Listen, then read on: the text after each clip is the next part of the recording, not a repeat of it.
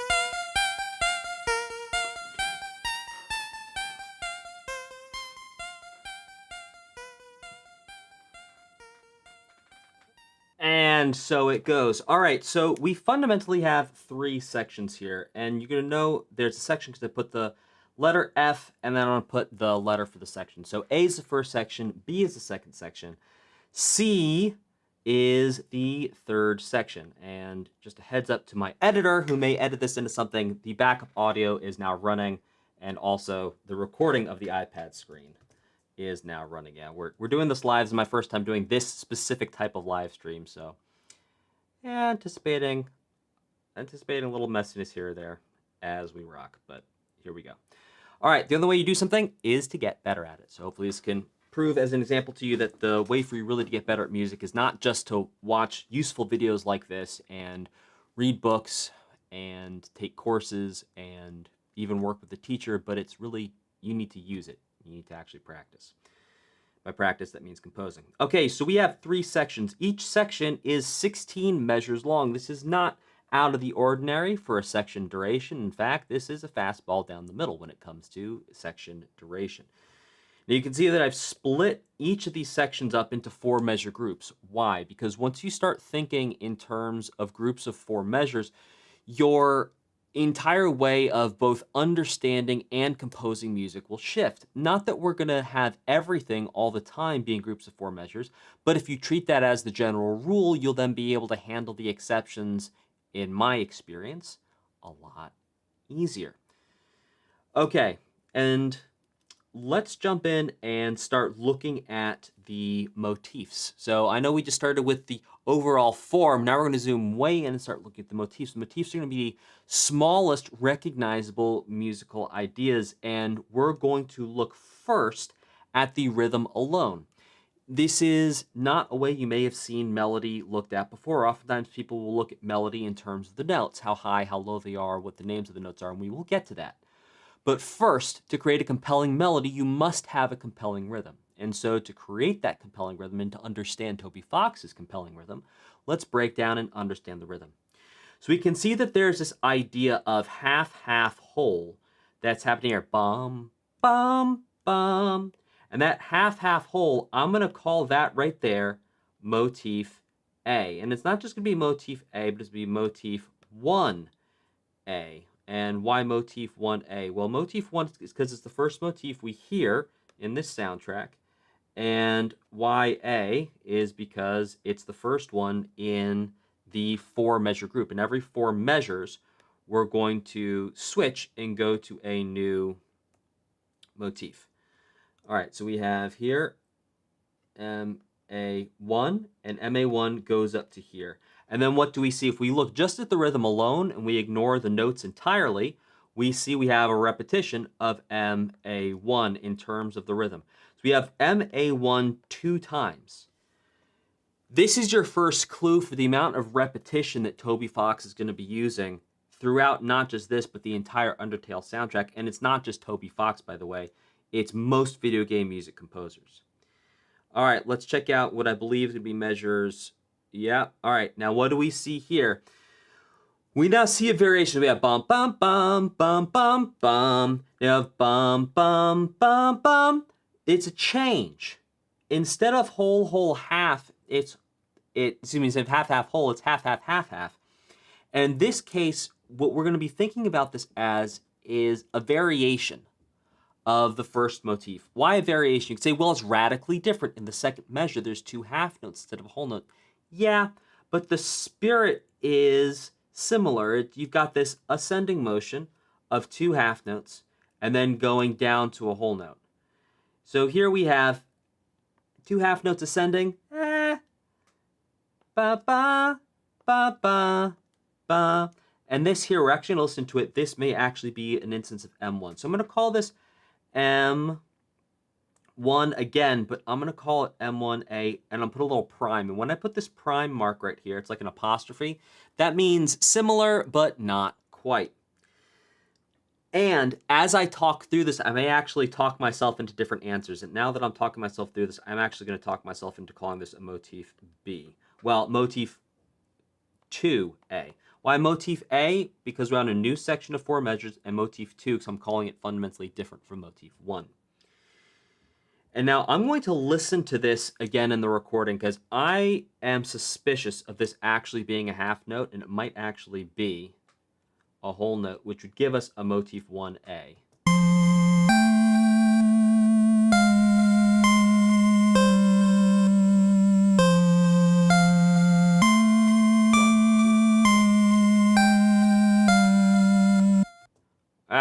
One, two, three. Dotted. Yeah, that's closer. So this is going to be motif 1, but this time we're going to call it B. Why? Because it comes after A in this group of 4 measures. And this is going to be the prime. So it is rhythmically, it's close. Now we may come back and actually change some of these when we look at the melody. But looking at the rhythm only, these be the patterns. And then we have fundamentally a repetition of the first 8 measures. So that's going to be the same pattern again. So we're going to have our motif 1A.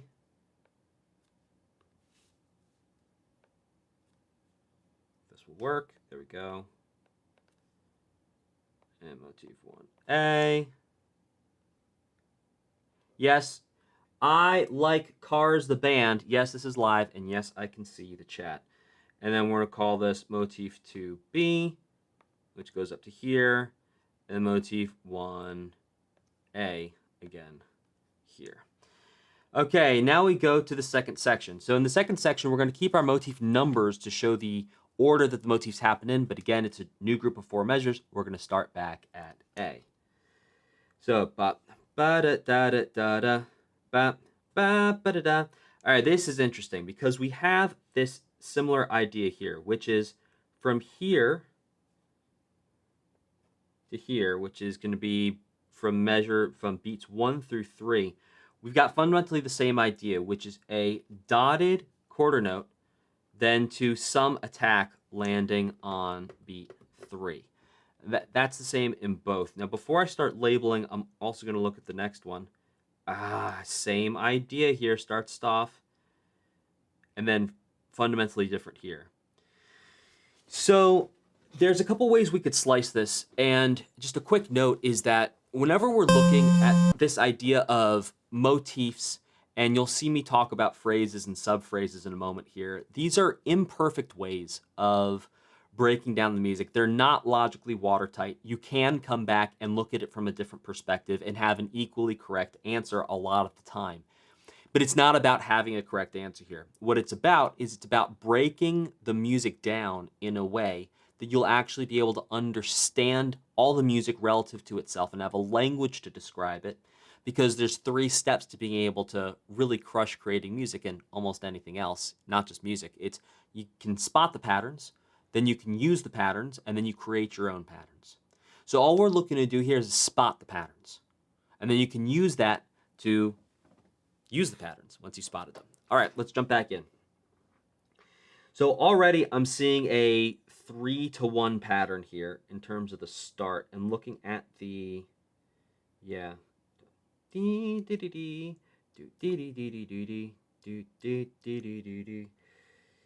this is pretty interesting. There's a couple ways we could slice this.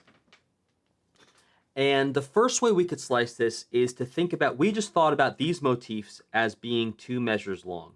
Why did we think about these motifs as being 2 measures long? It's because the note durations were so long. We had half notes and whole notes. That's why we were even looking at these and considering that motifs would be 2 measures long. Motifs are not always 2 measures long. Sometimes they can be 1 measure long.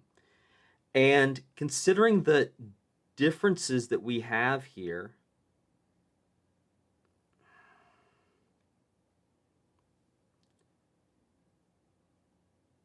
yeah. Here's the, we could think about this 2 ways. We could think about this as being 2 measure long motifs or 1 measure long motifs and 2 measure subphrases. So motifs fit inside of subphrases or phrases. Subphrases will fit inside of phrases because sometimes you won't have a subphrase. You'll just have motifs inside of phrases. Those phrases fit inside of forms, and the forms come together to create an entire piece of music. So here's the way I'm going to think about this. I'm going to think about this as being motif 3A. I'm going to call this motif 4B. Then here we have motif 3A prime. And then here we just have this da-da-da. Calling that a motif is questionable because it is it recognizable as a unique piece? Yeah, kind of, but like I said before, not watertight, and so we're gonna keep cooking with the non-water tightness with which we're rocking here. So I'm gonna call this, starting technically from here, motif 5C. So we have an ABAC pattern here. And then going to the next group, we have, again, motif, what was it, 3? Yeah, 3A. Then motif 4B. And then here's something different, but I'd actually call this is actually calling back to the dum, dum. That's the same idea as we see here. It's an attack on 1 and an attack on 3. Let's listen to it and see if that actually is a quarter note's worth of time. By the way, shout out and thank you to, I think it's Lou9, who did the transcription on this.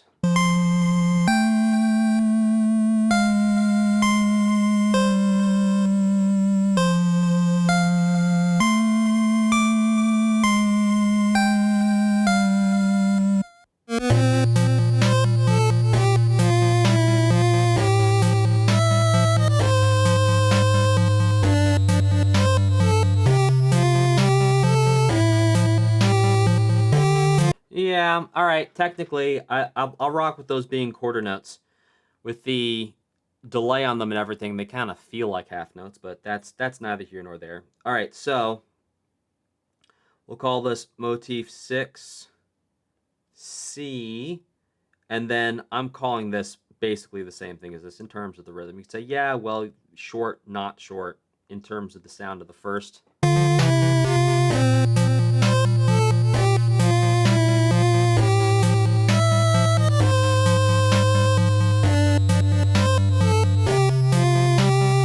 Yeah, da, da, da, da, da. Right, but whether this is actually an eighth note here or it's a quarter note with staccato over it, close. So I'm going to call this motif for B. So we got an A, B, C, B. So if we just isolate the pattern of the motifs used here, we've got an A, B, A, C that then leads us to an A, B, C, B. Really interesting stuff. And then, well, I'll come back. I'll just leave myself a note here. Talk about for subphrases. Yeah. And then we have a repetition. So what we're seeing so far as a meta level pattern here is that Toby will write 8 measures of an idea and then basically repeat it. Now let's look at our theme. So if we look at this, basically it's all just downbeat hits, which we called before. That was our basically motif 4. You could say, well, these sound short, the other ones didn't. Yeah, okay, maybe, but it's basically all the same motif. We're hitting 1, 2, 3, 4. So these are all motif 4A. So we got an A, which, by the way, you might say, hang on, it's just A the whole way? A the whole way, which also, by the way, a common pattern to see in video game music, going all the way back to the 90s and even the 80s in terms of video game music. So storied, historied presentation of an idea. Keep the same rhythm, change the notes. By the way, if you want to write your own melodies, dude. Note on 1, note on 2, note on 3, note on 4. Copy, paste, change the notes. Congratulations. You've got a melody. Obviously, you can get a lot more complicated and involved than that, but, you know, if it's good enough for Toby, it's good enough for you and me, as far as I'm concerned. Okay. So now we've looked at the motifs in terms of the rhythm. Let's look at the rhythm in terms of subphrases. Then let's understand the phrases. Then we're going to come back and look at the actual melody contours. Then we'll look at the bass line. I want to double check the chat for questions here. Hey, Maple Colossus, shout out.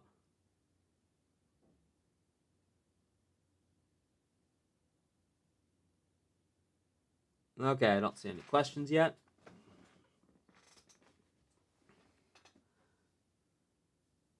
Yeah, spaghetti verse. We're going to take this, by the way, we're going to take this transcription with a couple small grains of salt. I mean, there's a couple things I would have done differently, and it's splitting hairs. It's like, you know, people talking about different translations of books. It's like, how would you have translated it? Different from the way I would have translated it, and that's fine. Okay, so if we look at this in terms of subphrases, here I'm going to call this at the very start, back in our form A. This is going to be our subphrase A, 1, and then we have, in terms of rhythm, subphrase A1 prime, slightly different. Why is it slightly different? Because this doesn't end with a whole note here, and yeah, I mean, God, it's phrase A. We could technically call this subphrase B. It's different enough. Let's call it subphrase B.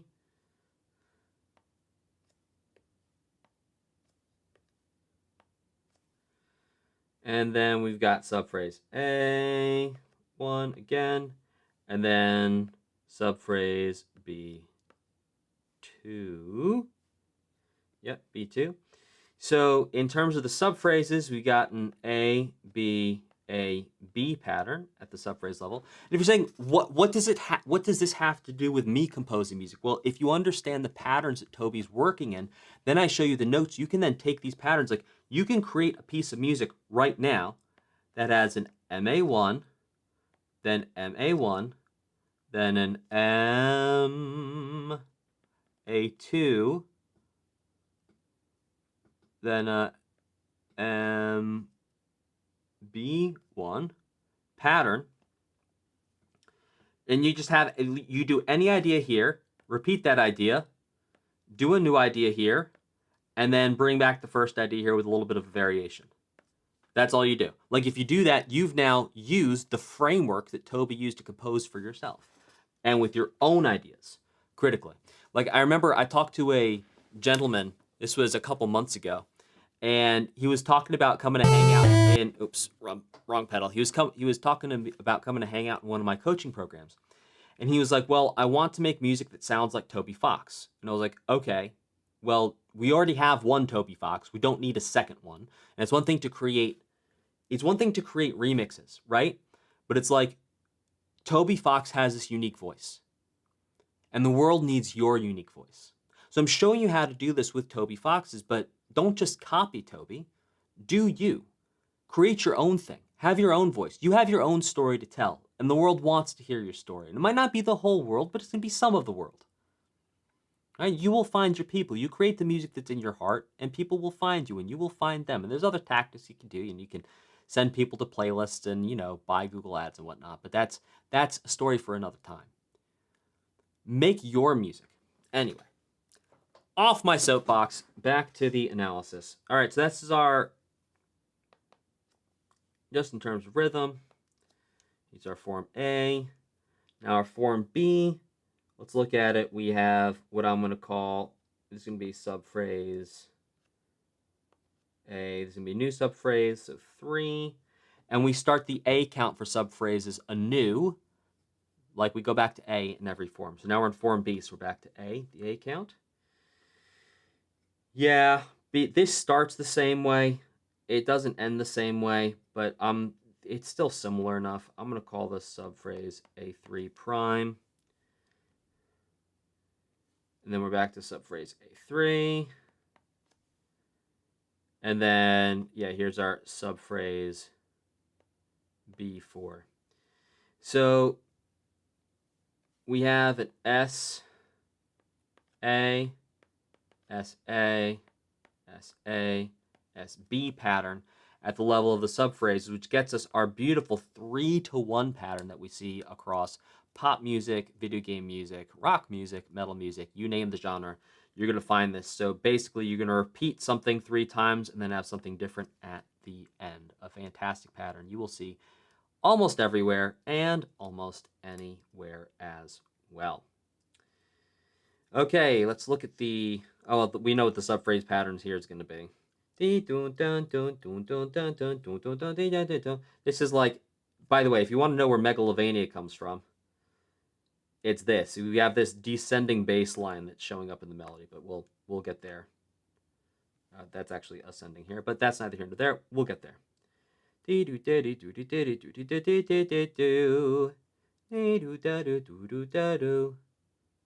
Yeah, and for this, I'm not going to break this up into subphrases. I would treat each 4-measure group as being like, this is like phrase A1. It doesn't matter. We did it down here. Okay. So I'm going to call this phrase A1. And then over here, again, phrase A1. All right, so that's the rhythm. Now, we're going to look at the melody. We're going to look at the melody contour. What is a melody contour? Well, there's a couple ways we can talk about melody contours, but basically, a melody contour is if we played Connect the Dots. All right, so we're going to play Connect the Dots. This is how you play Connect the Dots, is you go like this. Whoa.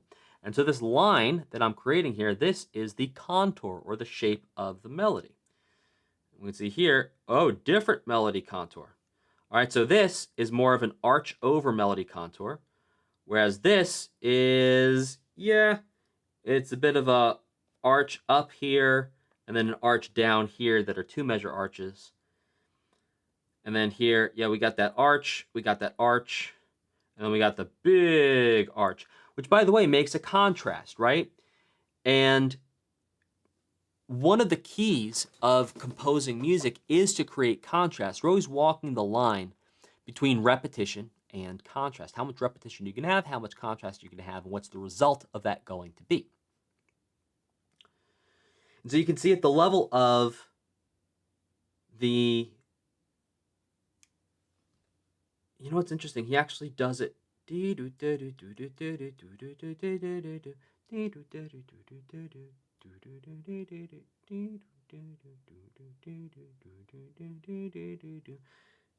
That's interesting. We can see the same shape show up here as well. This is the really cool thing about looking at melody contours. So we actually have repetition in the way that the notes are arranged, because we also have this arch over here. In the last two measures of each P1 here,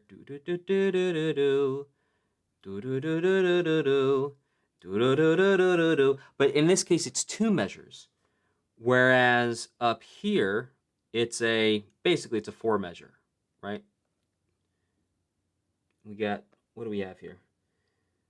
5 1 5 6 5 2 1. Down here, what do we have?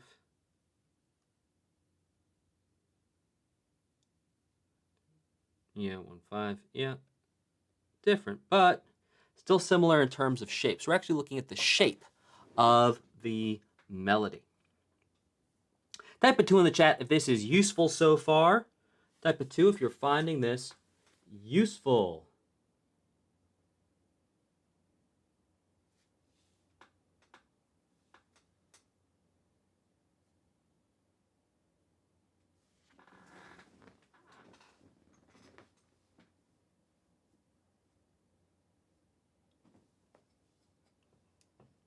Okay. I see no 2s, but I see 60 concurrent viewers, so I'm assuming that you're speaking with your attention. There we go. We had a slight delay on the stream here. Okay, so that's melody contour. Now let's look at the actual notes that are used in the melody, and then we'll look at the bass line and compare both of them. Dum, dum, dum. Dum, dum, dum. So I think what's interesting here is just to look at the level of contrast that happens in the melody to begin with. So in melody, there's three ways we can describe a movement from one to the next. Well, there's many more, but for this in particular, let's look at three. So the first is going to be a step. That's whenever we're going from one note that is next to another note up or down by a... Right, so here's an example of a step right here, 7 to 1. And you'll notice, too, that we've put numbers here for scale degrees. So you can see that, all right, 1 to 7, these are neighbors. So anytime you have neighbors, that's a step. So 1 to 7, that's a step down. And then 7 to 1, that's a step up. So we got a step down, then we have a step up. And then 1 to 2, that's also going to be a step. Now, a skip is when we skip, for example, from 5 to 3. This is a skip down. Oh, and you could also have a skip up.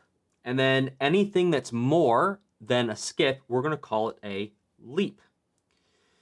So we can see that we've got this leap here. It's a leap of an octave. We go from 5 to 5.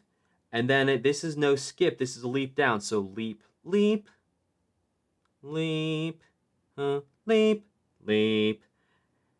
And I think what's so cool here, too, is that we have this octave relationship here and this octave relationship here. So interesting. Now, is Toby thinking about this when he's writing it? Probably not. Probably finding something that sounds cool. What we're doing is we're retroactively saying what actually sounded cool so you can make your own cool sounding things. Bum, bum. All right, we got a leap here, leap of a fourth, leap, step, step, leap, step. So right here, we can see that there's contrast just between the number of leaps versus the number of steps. In the first four measures, a whole bunch of leaps. You know, we have one step technically from here to here.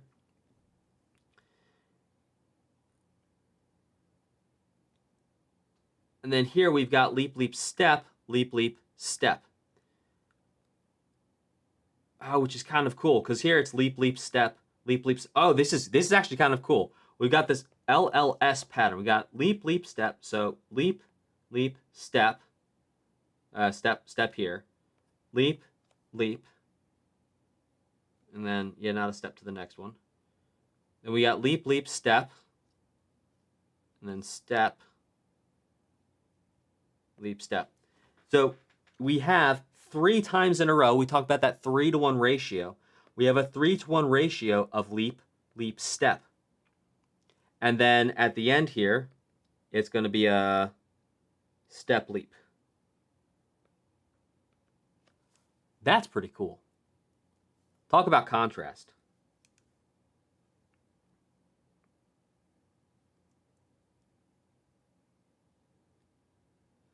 We have a question. What programs would you recommend for creating video game music? I want to buy FL Studio. I don't know if there's a better alternative. It really doesn't matter. Pick something that you like the look of and start composing with it. FL Studio is a fantastic option. I will tell you in my program, and you can see the results of this on the website, bestmusiccoach.com. If you go to results, you will see that there's a whole bunch of people there who've actually composed music for games through my programs and released music on Spotify, YouTube Music, Apple Music, and you can see that, well, it doesn't say it on that page, but I will tell you that 95% of them use FL Studio. It's a fantastic option, works great, works a treat. So FL Studio is fine, but it doesn't really matter. The reason why we have everyone use FL Studio is because then there's a body of knowledge in the community where if anyone has any issues, they can ask literally anyone and everyone has an answer. And that way everyone grows and learns together. One advantage of FL Studio too is the ease with which you can use sound fonts. So if you want to grab Toby Fox's sound fonts and use that with FL Studio, there's an advantage there. Okay.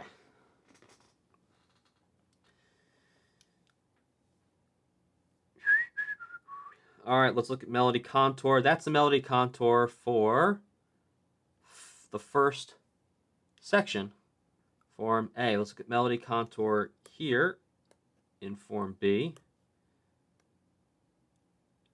Well, that's a cool, we got a little S pattern. An arch up. Little S. Little S. And then, yeah, it repeats.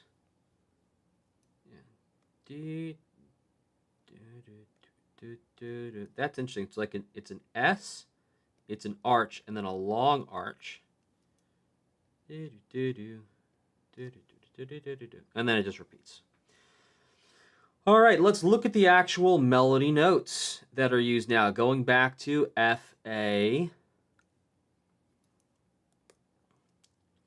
Let's cook it.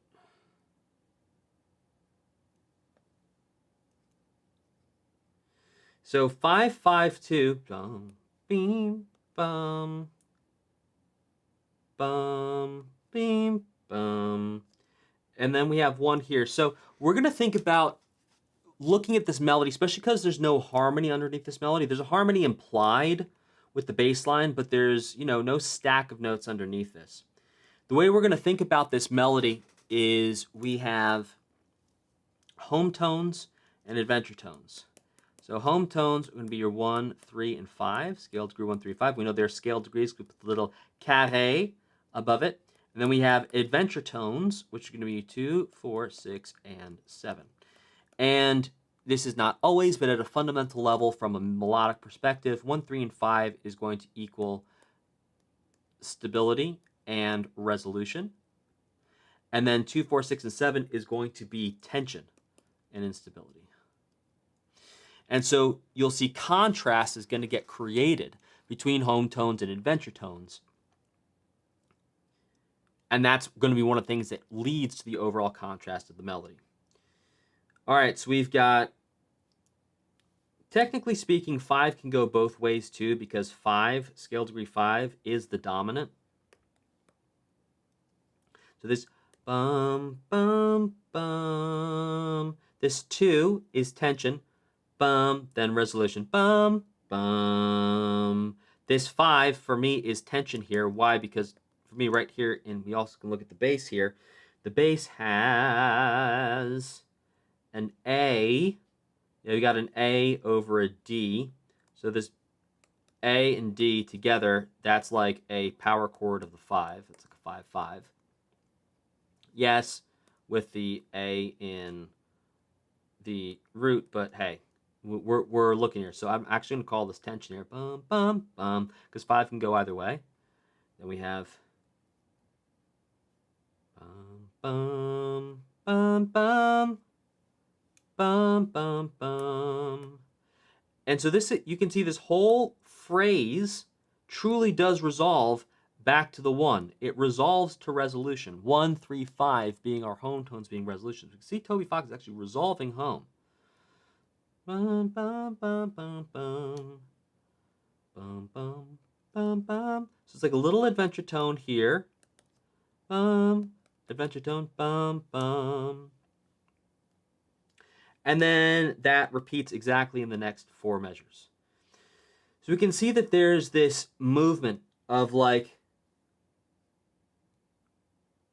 resolution at the 2 measure level, tension at the 2 measure level, and then there's this big 4 measure movement here. So we can think about this fundamentally as being this short, short, long. Short, short, long, interestingly enough, also we can point to a storied form of instrumental composition. This goes all the way back to classical music, which is going to be sentence form, which has a short, short, long framework. Now, this isn't a sentence here, so to speak. To call it a sentence is, yeah, technically, I'd call this a sentence. Why? We have an instantiation. We have one idea here. That idea gets repeated. Sure. And then we have a development and resolution error. So I'm actually going to call this a 8-measure sentence form. How cool is that? Dun, dun, dun, dun. All right, and then that repeats. We got another 8-measure sentence. And those 2 sentences together, each one of those sentences creates a phrase, right? So we've got PA1, which is the first sentence, and then PA2, which is the second sentence. And these 2 sentences come together to create what we would call a period. A period is when you have basically one idea for 4 measures or 8 measures, and then you copy that idea for 4 measures or 8 measures. This is fun. I'm actually going way deeper on this than what I realized through my first listening of it, which is one of the really cool things about doing this level of analysis.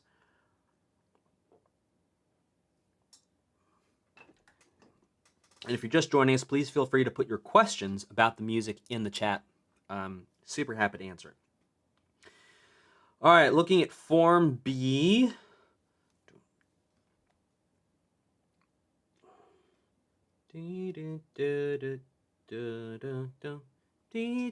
Let's listen to it.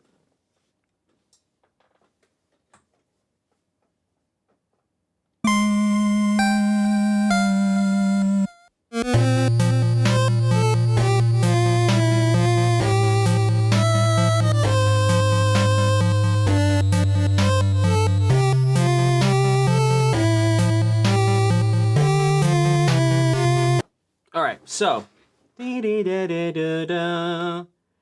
technically speaking, we have this like resolution at the end of measure 2 here onto scale degree 1, which we also had.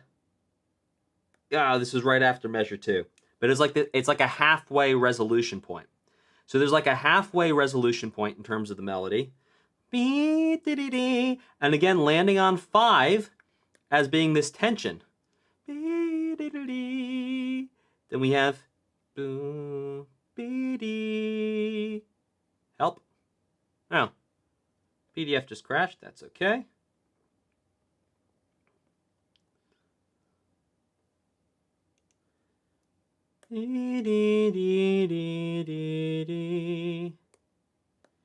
And here, I'm going to call this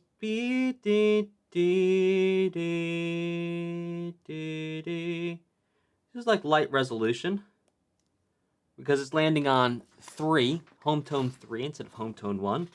Bum, bum, bum, bum, bum, bum. Technically resolving here, but because it resolves on beat 4, we feel that there's something else that's going to happen. It creates a tension. It creates a pulling forwardness of where we are going to go. Okay, we did have a question in the chat here, which we will stop as we go. And yes, we will talk about the bass line in a moment, but we're going to talk about the melody first because the bass line, the baseline here is a critical piece, but fundamentally when we're thinking about thematic music meaning music that has a melody and the melody is helping us tell the story, the melody is the most important thing. And if we can win in the melody, we'll win in everything else.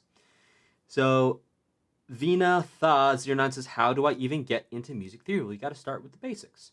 I put a basic course on this channel for free. You can go check out the courses side. And if you want to get a little bit deeper, I wrote a book called The Best Music Theory Book for Beginners that has consistently hit #1 bestseller in its category on Amazon for the past couple of years. I also wrote books 2, book 3. There's workbooks, a whole bunch of courses and things. But yeah, music theory is one of those things that you can teach yourself with a course and with a book because you just need to memorize it. You don't need a music teacher for music theory because you're just memorizing patterns. Now, however, if you want someone to help coach you through the memorizing of the patterns because you're getting in your own way, which often happens, then yeah, use a teacher. There's a couple things you actually don't need a music teacher for. Music theory being one of them. If you can just get the information and program it into your brain, great and good. And the reason why I shamelessly recommend my book is because I wrote it in simple language where you don't have to wade through a whole bunch of complicated stuff to understand it. And I'm not breaking it down here because I've already written the book. I already have the course out there. You can go rock with those. Fair enough?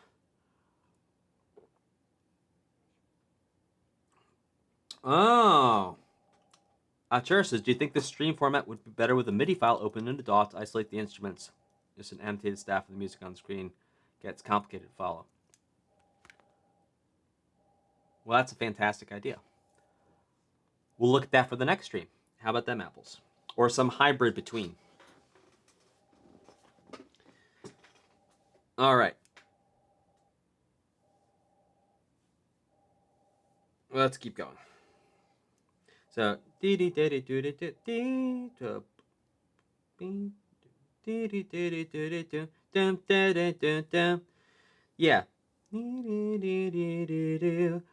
I think this is really interesting. This idea of 5, 3, 2, 1. Where do we see this before? Do we see this up here?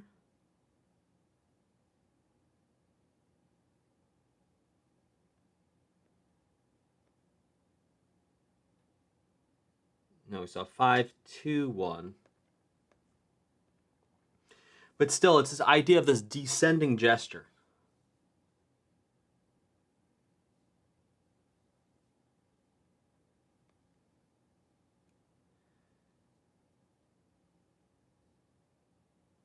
Okay. Yeah, interesting.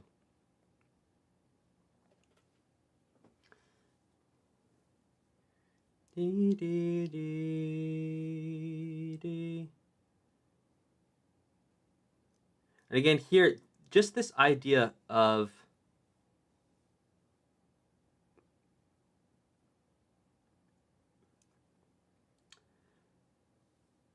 also why this is written as an F sharp here. I'm not sure. Do we have an F natural before? Oh, we did. Okay. All right. Yeah. So that's for the second section. Now for the third section, we have this like the precursor to megalovania idea here. 5, 1. Again, these ideas of 5 and 1 keeps coming back. 5, 1, 2, 1. Sharp 4, 1, 2, 1, 4, 1, 2, 4, 5, 2, 1. And this idea right here, this is almost like an Alberti bass style thing. Alberti bass, it's a type of broken chord, aka arpeggio. It's where you're going to keep coming back to the same note and kind of outline a chord. So even though here we might not necessarily be outlining, we might be outlining a chord. If we were outlining a chord, what chord would we be? 5, 1, 2, 1. Well, if we take it on face value, we'd call this a G sus2. We took it at face value. Again, 2 1 with a sharp 4. It's kind of like a 5 of 5 here. Why? Because it looks, talks, quacks, and sounds something like an A7. There's no, oh, there is an A. Yeah, we just don't have an E here. But yeah, other than that, all the notes of an A7, aka the 5 of 5. Then we have a C, G, A, C. Yeah. you know, a couple different ways we could think about that. I think that fundamentally is being some type of C chord, aka the 4 chord. Dun, dun, dun, dun. 3, 2, 1, 5. Yeah, this is like a 5, 1, 5 here. Oh, zoom in. Sorry, guys. Oops. Thank you, Archer, for the shout out. Appreciate you. Okay.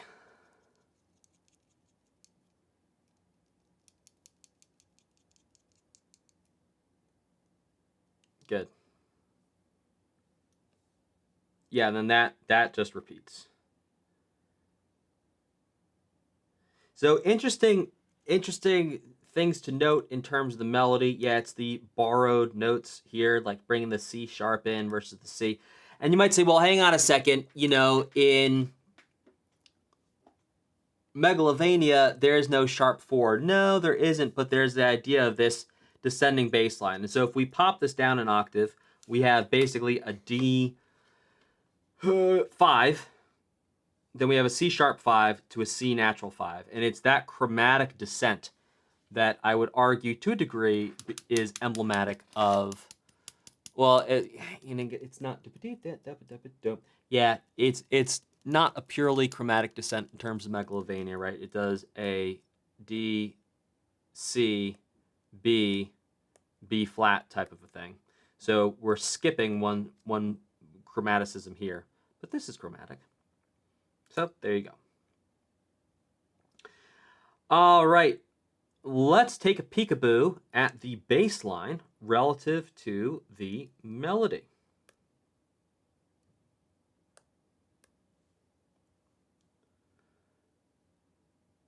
And again, if you guys have any questions or like there's something I'm not doing you wish I was doing, this is my first time doing a stream exactly like this, so let me know in the chat what it is you want, and I will literally build it for you and make it for you. So let me know, won't you?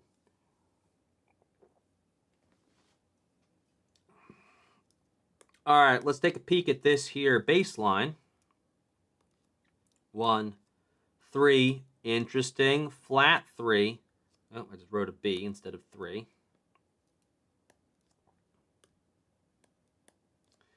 To 2. And then 1, 3, flat 3. Yeah, 2. Okay. Yep, same idea. Now here, things get, ooh, well, yeah, interesting. So we can infer, let's actually do this. Let's infer harmony as we go. Now, whether harmony is in fur or in scales or in feathers, haha. Haha. Okay, so we have a 5 and a 5 over 1. So this basically is going to feel like it's the 1 chord. This feels like safety. This feels like home. Then we got 3, 2, yeah. 1 over 3, basically. Now, interesting, flat 3. The flat 3 with the 1 and the 5 is, man, that's super fascinating. Because right now it's outlining a 1 minor. And then this is like outlining a 5 with 2 and 5. And that alone is just fascinating. Huh. Wow.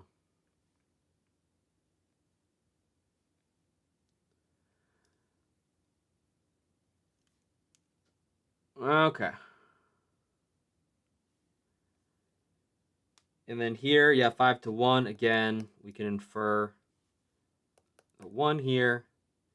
3. Yeah, 5, 6. Again, 1 first inversion. Then here again, we got a 5 and a 2 over a flat 3. Golly. That's an interesting one. I'd still call it like a 1 minor. We something about doing a flat 3 or something else. Now this is interesting. Okay, so right here we have a 1 in the melody and a 2 in the bass. This is going to create some friction. So you can think about that there's 3 vectors through which you can get resolution and tension in music. So one's going to be the notes, the second is going to be the rhythm, the third is going to be the harmony. And you can have resolution at the level of the notes and the rhythm, but not the harmony. So you can get any combination or permutation within any combination of those 3 things. So you could have resolution in the melody, tension in the harmony, and tension in the rhythm. Type a 2 in the chat if that makes sense. So what we have here is in terms of the main melody, we have resolution. It ends on 1. However, in the bass line, it ends on 2, which, as you will remember, is one of our adventure tones, which is tension. So we have resolution up here in the melody, but we have tension down here in the bass line, which creates this very interesting overall feeling of tension. Why?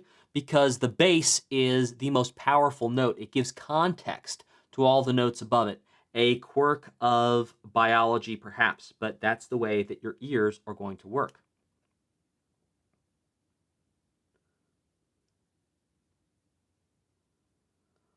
Okay.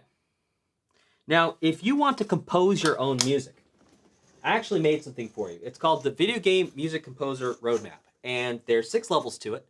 And I know that there's 6 levels to it because I've been through it myself through getting my music in games and actually making some money from it. And also teaching other people to go through all 6 levels and then make money from their music in games. Now, you don't need to make money.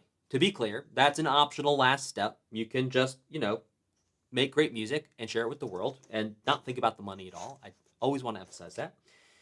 But at each one of these steps, there's 4 things that are going to stop you, and there's 4 fixes for those 4 things that help you graduate to the next level. And it's my gift to you. You click on it. There's a link in the video description, a link in the pinned chat, link in the comments. Or you can just go to bestmusiccoach.com/roadmap. And then on that page, you'll answer a couple questions. You'll fill in your info. And I'll send you whatever level you're at, because I know exactly what question to ask you to know what level you're at. So you'll answer the question, then I'll tell you, okay, which level you're at. And I'll send you a PDF that has the current level that you're at right now, what you need to do to graduate from it, and the next level, what you need to do to graduate from there. So you can use it as your roadmap. You're welcome to rock and roll with it. It's free to use for you. And then, if you actually want some help taking your music to the next level, and you think, maybe I'd like to not spend the next 10 years, even with this roadmap, figuring it all out on my own, and I'd like some help, on the next page, you'll see that after you click submit, and the roadmap will get emailed to you on the next page, there's a calendar link, and you can book a call with someone from my team to talk about, hey, I want to take my music to the next level. How can you guys help me? And we'll show you how to do that. So there you go. My gift to you, 100% free. Check it out. bestmusiccoach.com/roadmap. Okay. Where was I? Right. Melody versus harmony. Okay, now we go to the 4, because whenever we're in a B section, going to the 4 is a fantastic move. So we've got 4, interesting, really, to 3, really to flat 3. Is that what it is?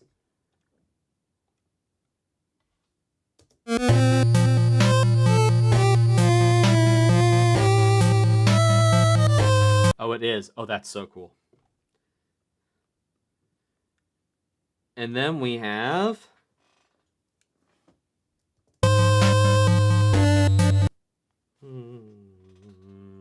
2. Oh, it's like this descending chromatic thing in the bass. That's so cool. To 5. To the 3.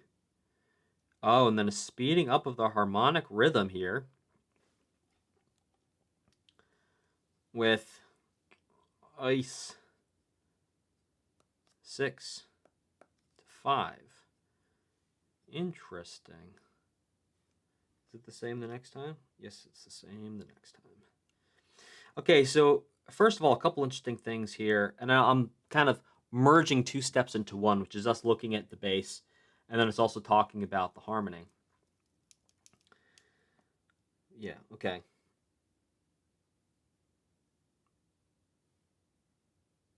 but just this thing. So it goes 4, 3, flat 3, 2. That's a chromatic descent in the bass line that lasts all the way from here through here. That is cool. Okay. In the melody, we got 553 over 4. That's interesting. That's like we've got resolution at the level of melody, but it's like we're going to 4. Here, going to the C. And again, here, like no notes have anything to do with the C, but the C holds that feeling of, yes, we're in the 4. And then, and what's interesting about this, it's the 2, 7 to the 5. This really is implying like a 5 chord here, but having a 3 to a flat 3 creates extra tension. Really fascinating.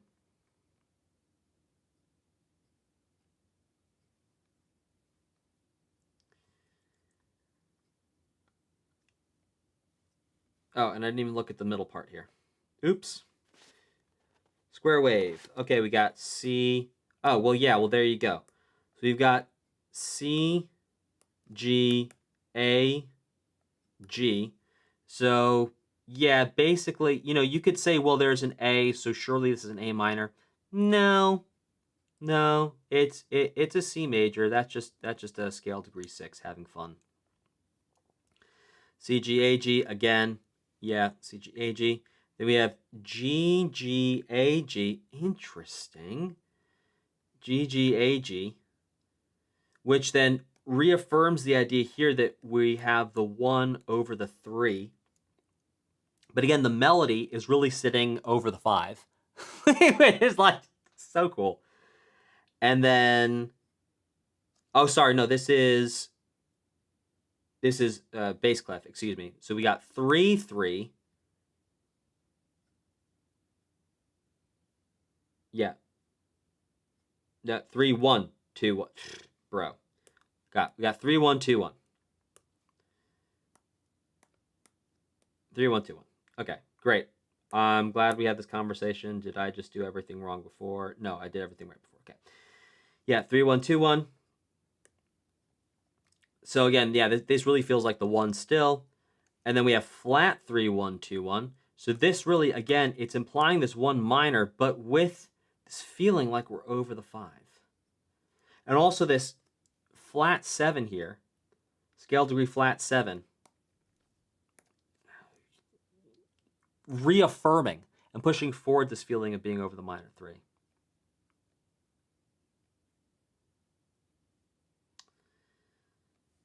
Okay, now we're back to the, yeah, in terms of the C, we've got the, oh no, different notes here. R1, 2, so we've got the A, G, A, G, interesting. Now this is like an A minor. This is like a 2 minor, which would agree with this being the 5th of it. And something a little different here. Bro, it's been a minute since I had to read bass clef. I'm like dusting the mental cobwebs off. Okay.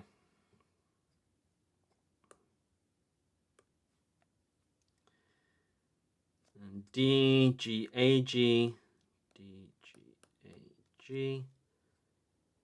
Interesting. Over a D. This is like a D sus. D sus 4. AKA 5 sus 4. Then we've got a 3. We got a 3, 1, 2, 1 again. All right, this is like a 1 over 3. And now here we've got the 6 being E minor, the C and a G. So that might actually feel a little bit more like 4 over 6 to 5 with the F sharp. Ah, interesting. So this gives us a proper 5. Whoa now. Okay, let's look at our last bit here. Oh, that is too many ledger lines. I'll tell you that right now. Too many.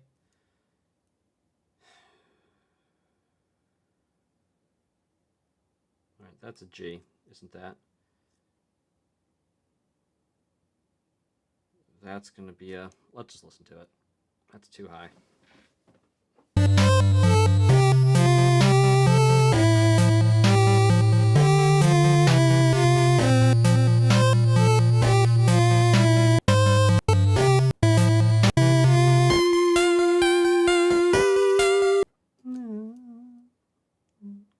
Oh, it's just one up. Hey, I know how music works. It's okay. Got an A. Too many ledger lines. It's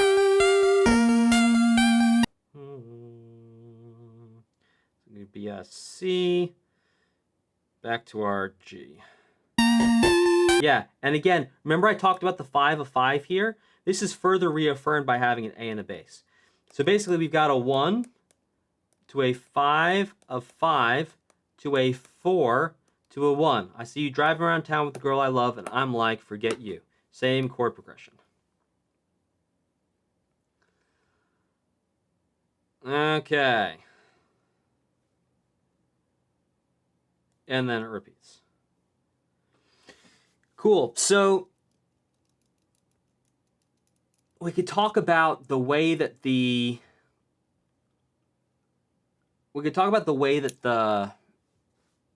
melody runs here in terms of direction, with some passing tones, some neighbor tones. So I think let's do that now.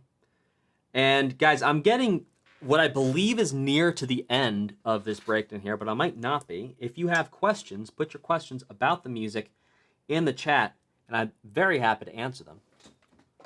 So we can rock and roll on this together. Let me know what your questions are.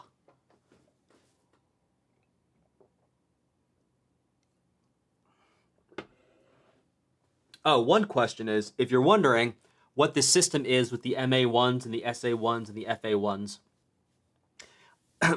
this is a compilation of a bunch of different systems together into something that I like to use, which I created for myself just to be able to rock and roll through it. Someone, by the way, someone might have invented this before, and I'm not the first one to invent it, and I just couldn't find the person who invented it, so take that with a grain of salt, as with anything. But as far as I know, this is a system that I created for myself that I also put in my new book called Compose Legendary Video Game Music, that's available for purchase on Amazon and at shop.bestmusiccoach.com, but on the shop it only ships to US, UK, and Canada. Whereas if you've got Amazon in your country, you can get the book there. Again, that's Compose Legendary Video Game Music. Out now, it's at #1 release in 2 different categories for a couple days. Pretty stoked about that. All right.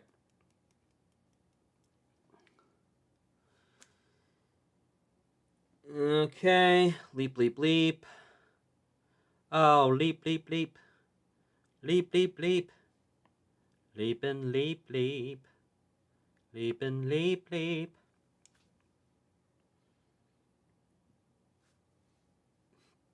Well, from 5 to 6 to 5, we'd call this an upper neighbor tone. So down to a neighbor tone.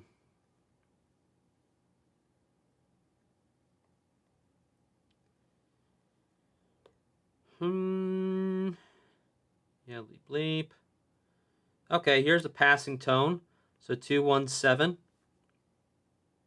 When notes are 1 step apart and they're all going in the same direction for 3 of them in a row, minimum, be a passing tone. And then going up, we got another passing tone.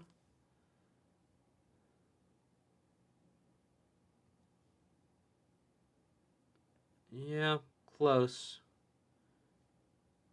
7, 6, 5. Another passing tone there. So what you can see too is, there's something about keeping melodies singable. You keep a melody singable in a couple ways. All right, number 1 is like a more direct rhythm. So not a crazy rhythm. Your rhythm can get complicated, but not crazy.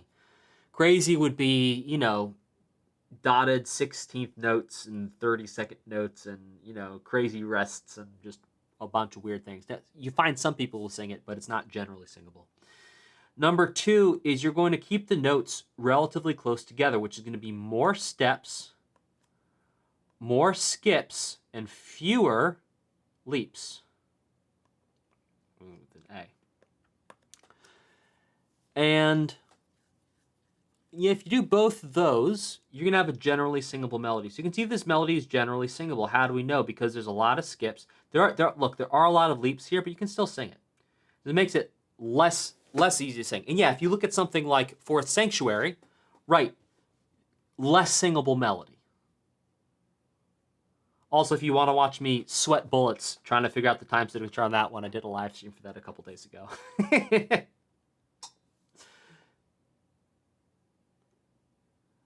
Stoked for you, Jacob. Jacob just got the roadmap. Awesome job for you, bud. Okay. Yep. Yeah, I mean, we talk about some more passing tones and whatnot, but I think we'll leave that here for today. All right, if you have any questions, now is the time. Put your questions in now if you have questions. And overall, the notes we had from this stream is it would be nice to have the instruments isolated in MIDI so we could play back individual parts, but also mark up the score as we go. Well, here's an interesting question. So Derminator says, if composing by ear works better than knowing notation and such, then just do that. It's like, well, yes, but that's also very much, at least for me, it depends type of a situation, right? So what happens is, and you'll know this if you spend a long time doing it, is that if you compose by ear, and it depends on your level, and here's the thing what really depends, because it depends on your level of talent. What is talent? Talent is your ability to recognize the patterns that we're writing down right now just by hearing them. And if you can recognize those patterns and they make sense to you in a way that works without them written down, then yeah, keep composing by ear, because you can then go listen to new music, get new ideas, and break yourself out of any ruts or patterns where you're just going to be repeating the same ideas over and over again. And again, me saying this presupposes that having the same ideas over and over again to a degree is not going to be desirable. And you might want to just compose the same piece of music over and over again, and more power to you if you want to do that. But for 90% of people, and I only know this through having worked with literally hundreds of people one-on-one teaching them how to compose music, and then thousands, tens of thousands now through my books and whatnot, it's that 90% of people need some type of visual representation of the music to understand the patterns and to build out the mental frameworks for what's working. What do they need that for? Might be your next question. Okay, they need that for then allowing themselves to not need to think about what they're doing while they're composing. Because that's really the whole idea. Is if you're composing, you don't want to have to think about every step of the way. You want to be able to just sit down, have fun, let it flow. And the way you install new patterns for 90% of people, it might be 95, but it's a lot, is through a combination of listening, auditory, and visual at the same time. And that's how you make sense of the pattern in your brain. You lock it into your brain, and then when you're just composing, the pattern flows out of you and comes out of you. Some people don't need to do that, but in my experience, it's about 10% of people are just really, really that locked in, and it might be closer to 5%, are that locked in with just their relationship with their ear and their brain is such. In the same way some people are really good at throwing things accurately. You know, I'm not that accurate of a thrower. I could never pitch, right? Just my hand-eye coordination accuracy, just it's not there. Music is the same thing. For some people, that audio thing, they're pitchers, right? They're the quarterbacks of, you know, well, the natural quarterback. But see, even all these metaphors I'm using are wrong because it presupposes you would need the talent, and you don't. But for most people, getting new ideas and installing the frameworks for understanding the patterns, you need a combination of visual and audio. That's been my experience. And again, not just my experience literally spending the last, how many? 15 plus years of my life, all day, every day, making music, teaching music, helping other people make music. So yeah, there you go. Yeah, so, and here's the thing too, it's like beware of the cool story. And here's why beware of the cool story. It's because you will hear stories of people say a couple things. You'll hear stories of people say, "Oh yeah, I didn't know any music theory, and then I composed some awesome music, and then I learned music theory, and then I didn't know how to be creative anymore." And this is what happened, is that they had some understanding here, and then they started to learn new things. And when you learn new things, you take a dip in your creativity. Why? Because you're thinking. And creativity is not from thinking. Thinking is a byproduct of creativity, but it's not the place where creativity comes from. And you'll know this because if you observe yourself or other people when they're in the middle of the creative act, there's a feeling, a flowing, and the thinking is a secondary system. Right? You are thinking, you're like, let me click here, let me go here. But that's not the thing that's driving the bus in terms of creativity. It's a feeling, it's a flow. So what happened is this person just did feeling flow. They learned some stuff. They started thinking. They go down here. And what they missed is that, no, your job is to integrate what you learned. And then by integrating what you learned, you go to a level that is higher than when you started. And you do this over and over again, over and over again. And that's how you get better at anything. This is not just music, right? So music is not some mystical, magical, mythical thing. And some people make it out to be because we have such a strong emotional experience when we learn it. But learning music and getting better at music, it's the same as anything. It's like if you want to ride your bike, if you want to, beginner's luck. You have beginner's luck, and you actually get good at the thing. The second thing is beware of cool stories, because you will hear stories of people who say, oh yeah, well, so-and-so is, totally self-trained and just composes by ear. It's like, you don't know that for a fact. So beware of that story. The third thing to beware of is, I was just talking to my clients about this on Saturday. It's like, you hear these stories of, the composer for Expedition 33 got discovered on SoundCloud. It's like, well, that's a story because it's a notable thing. The only reason people talk and share that story is because it's notable that someone who didn't have any professional quality releases out on streaming services, hadn't released any albums or whatever, got discovered on Spotify. That's notable. And because it's notable, it becomes a story, but it is also the exception. The only reason it's notable is because it's the exception. So be mindful of the stories that other people are telling, because a story worth talking about usually is the exception. Because a boring story, no one wants to hear a boring story. And the boring is what happens every day. So be mindful of stories and be mindful of who's telling what story and who gains to benefit from the story. Not in terms of money, not in terms of power, but in terms of people benefit in status by telling stories that are interesting. People decline in status when they tell stories that are not interesting. You say, oh, Bob's boring. So people are incentivized to find the interesting things and talk about the interesting things. They're not incentivized to talk about, 10 gamers who sat down, learned how to compose music, got their music on a Spotify, YouTube Music, Apple Music, joined a couple game jams, and now have a fun time composing music for games because they, found some people in the game jams, they did some networking, and now they compose music for indie games. That's not something people talk about. You feel me? So beware of stories and beware of the romanticizing of talent. Because you can talk about Toby's talent all day, but what people don't talk about necessarily is the amount of effort. See there, right there. Toby spent his childhood recreating the OST of JRPGs he played on his NES. Right? Music theory, try hard. Absolutely. Like, think about the number of hours, right? We talked about there's 3 things you can do. You recognize the patterns, use the patterns, create your own patterns. Think about how many hours and years he spent in learning the patterns and using the patterns. Then he created his own patterns. But it didn't happen overnight. It took years.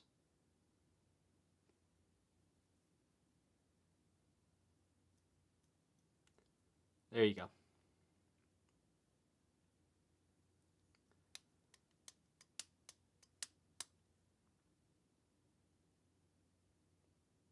Cool. Got one more question in the chat from Jacob. Jacob says, out of curiosity, what got you start your own company to help people make music better? Because I love music and I love sharing music and I want people to make music too. And I had such a hard time. Like with music theory. I had such a hard time learning music theory, understanding, have it make sense, because the way that it's presented to you in like college textbooks is with college level vocabulary. And it's not that I'm stupid and I don't understand the words, but it's the amount of effort that you need to walk through to understand the words and then understand the concepts. It's ridiculous. So I started writing books. I was like, well, I can just write this in plain English and make this easy for people to understand. And it's worked. And the fact that, the books keep hitting #1 bestseller in the categories on Amazon, it's a testament to that. It actually works. It actually makes sense. Not that other books don't make sense. It's just, it's a lot easier to understand. Right? Because what do you want? Do you want it to take 10 years and be hard, or you want it to take 10 days and be easy? Well, I prefer it to take 10 years. I prefer to have it take 10 days and be easy. Right? And I experienced so much psychic and emotional pain on my music journey by not measuring up to what I had. This vision of where I could be, and I wasn't there. And I just had so much psychic and emotional pain around not being there, and it being so difficult, seemingly at the time, for me to get there because of how complicated everything was. I wanted to make it easy so other people didn't have to go through that amount of pain and discomfort, and they could just walk in and cook with it.